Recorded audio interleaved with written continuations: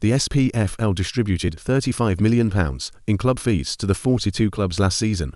That's increased by around £7 million since 2020. But how is the pie split? Club fees are distributed strictly by league position, using fixed percentages written into the SPFL rules.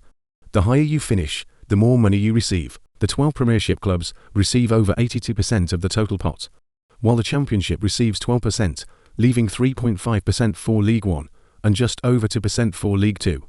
This means the Premiership champions receives 13.4% of the entire SPFL pot, while the relegated club receives 4.5% of the total pot. Compared to other leagues, that's highly imbalanced.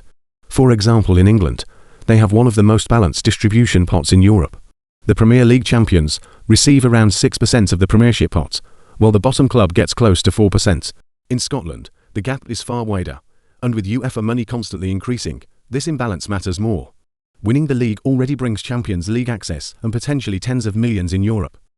For example, Celtic made £39 million in the Champions League last season, more than all 42 SPFL clubs put together will receive this year. As we strive for the most competitive league possible, perhaps a rethink of the model is required to move away from a top-heavy domestic distribution system.